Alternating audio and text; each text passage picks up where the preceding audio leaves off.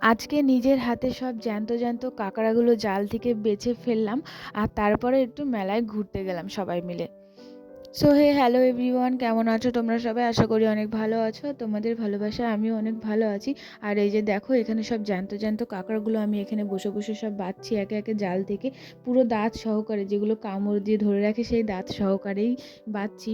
তো এগুলো বাছি আমি আগে থেকেই, সেই কারণে আমার অত ভয়টা একটু কমই লাগছে। তাও আমি অনেক দিন পর বাছছি, তাই আমি না অত ভুলেও গেছিলাম। তারপরে দুই একটা বাছার পর আমি মনে পড়ে গেছে যে কীভাবে কীভাবে বাছতে হয়।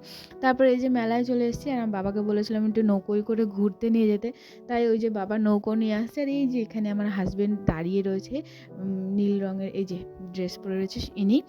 আর এই যে বাবা নৌকো নিয়ে আসছে, আর আমরা পাড়ে দাঁড়িয়ে বাবার জন্য ওয়েট করছিলাম। আর অনেক দিন ধরেই বলছিলাম, বাবা মেলার সময় আমাদের নৌকোয় করে ঘুরতে নিয়ে যাবা।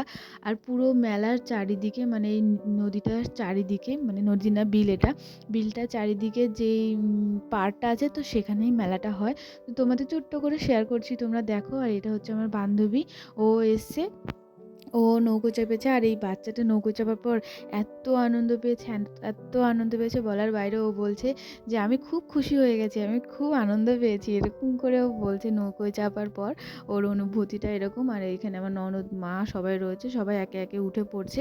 আর এই যে দেখো, আমরা নৌকোয় উঠে পড়েছি, আর চারিদিকে কত লোকজন তোমরা দেখতেই পাচ্ছ। এই যে দেখো কত লোকজন, এগুলো হচ্ছে মেলার ভিড়। তো তাও এবার একটু কম ভিড় হয়েছে, এর আগের বার তো প্রত্যেক বছর খুব ভিড় হয়। আর এখানে ননদিনী আমাকে কি বলছিল আমি ভুলে গেছি। আর দেখো, আমরা এখন একে একে চলে যাচ্ছি। আর এখানটায় জাল টাঙানো আছে এই কারণে, কারণ এখানটায় মাছ চাষ হচ্ছে আলাদা করে, পুরো বিলে ছাড়বে সেই কারণে। আর এই মাছ চাষটাই হয়ে গেছে একটু প্রবলেম, কারণ এখানটা দিয়ে ডোঙাবাজ আর নৌকোবাজ হয়, এবার এটা রয়েছে বলে হতে পারেনি, খুবই অসুবিধা হয়েছে। আর এখানে আমি সবাইকে বলছি হাই করো, লাস্টে দেখি কি কেউই আসেনি, আমাকেই দেখা যাচ্ছে, সবাই আমার পেছনে ঢাকা পড়ে গেছে। তারপর এইদিকে সূর্যি মামাটাকে খুব সুন্দর লাগছিল।